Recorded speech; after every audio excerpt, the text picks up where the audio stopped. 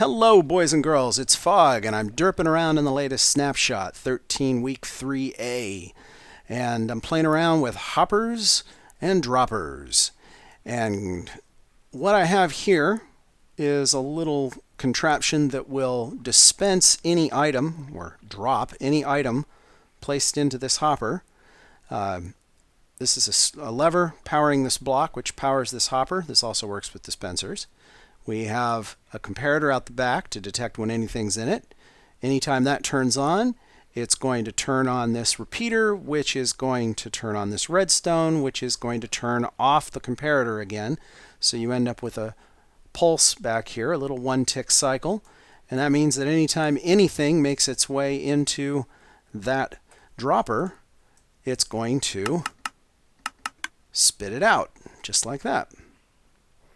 So it's a pretty nifty little way to do things. And the reason I built this is because I thought this would be an awesome way to collect drops at the bottom of a mob trap. You could do something like this right here, where we have a dropper, a bunch of hoppers that filter into it, and then any item that gets collected by these hoppers gets filtered into there and spit out into this water and then distributed among these chests.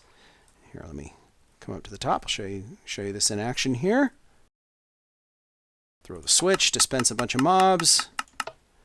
Down they go. Hoppers collect the drops, spit them out into the water, and the water distributes them across all the different chests. Now the way these are working is each of these is a filter array. This is a stackable array of filters using the new hopper mechanics. We have a chest, a hopper pointing into the chest, and another hopper pointing down into the first hopper. And the bottom hopper has 4 blocks of some sort, plus a full stack of whatever you're trying to sort. The block above that has a certain number of whatever you're trying to sort. And then what happens is this comparator detects how many items are in the top hopper. Normally, there will be just enough items in the top hopper that this can only extend 1 block. If you get a signal strength of 2 out of this by putting a few extra items in there, like that, then that extends the signal strength far enough to power this block, powering that repeater, powering this block, turning off that torch, allowing all the items up here to be sucked through there and into there. Notice that it's important that the item you're sorting has to be the first item in this hopper, and it has to be a full stack, otherwise it won't pass all the way through. But you can take a construct like this and stack them side to side, just like this, as long as you alternate between chests and trap chests, and you end up with a sorting mechanism. This last chest on the end here doesn't have a sorter, so it just takes anything that goes into that upper hopper there and puts it right into this chest. And you end up with a pretty nice, reliable sorting system. Now, there is a drawback to this, and the drawback is that every now and then, particularly when you have lots and lots of drops, a drop will not make it into one of these hoppers and will end up going all the way to the end. Like, for instance, this gunpowder should have been sorted into this chest, but for some reason or another it made it all the way past. It doesn't happen too often, but it does occasionally happen. So this is not perfectly reliable, just mostly reliable. So another way I experimented was with doing something like this. Here I have a minecart and a hopper feeding the minecart. Whenever an item enters this hopper, it's going to turn on this comparator, which is going to power this block right here, which is going to turn on the powered rail under there, which is going to set this guy going back and forth.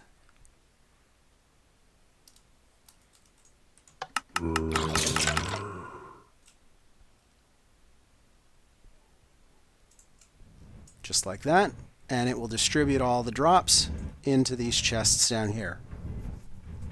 Now this is a nice system, but the drawback is that you can't reliably have a catch-all box like this.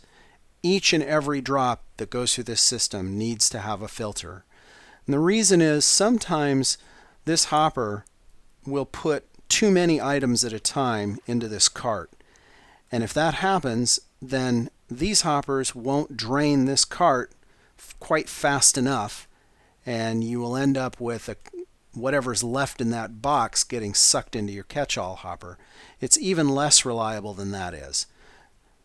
But it's an interesting design, and it allows you to do things like transport these items long distances before you're putting them in chests.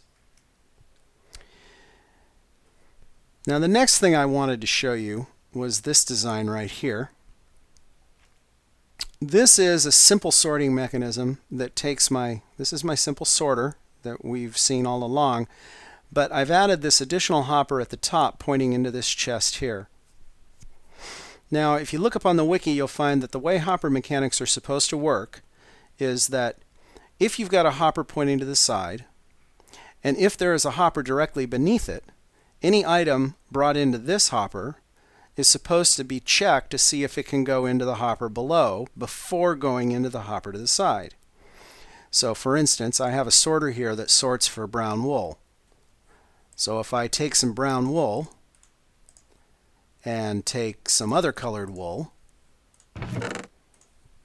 put some brown wool there and some white wool there, the brown wool should make it down into here,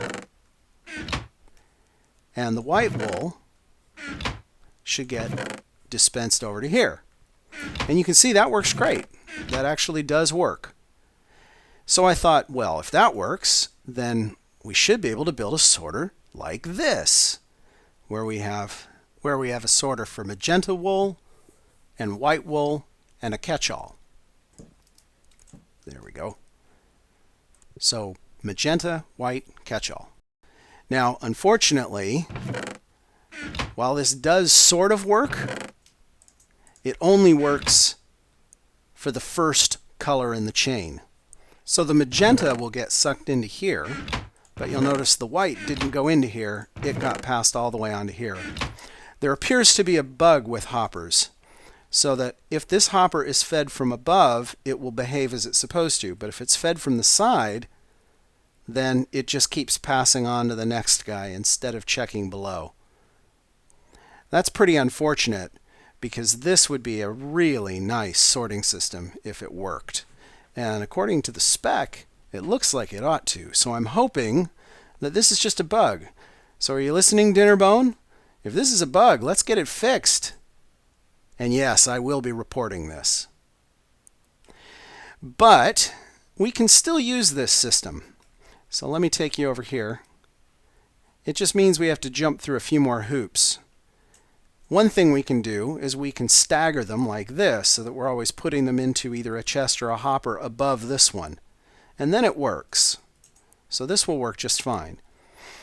You can even compact it even farther like this, but in order to do that you have to use a slightly different filter. This is the filter that I used for this one. We have a comparator here powering 2 redstone, powering a piston. The piston goes down over that torch, powering this redstone, turning off this block, which also turns off that block there. Sorry, turning on this block, which turns that one off.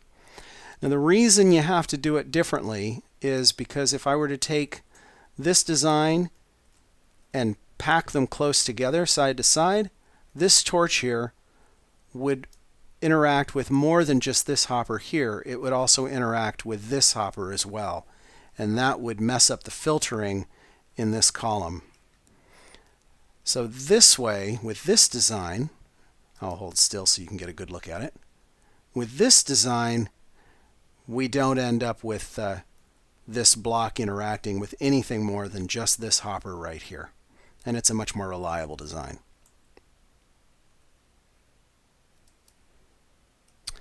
And in case you're wondering, these are stairs right here so that I can actually open the chests beneath. So let's go ahead and give this a try.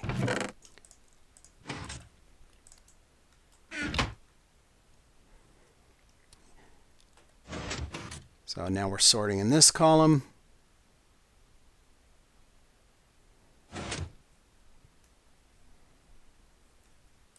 Do we have anything left? We do. Now we're sorting into this one. and you can see that we end up with everything perfectly sorted. This is quite reliable.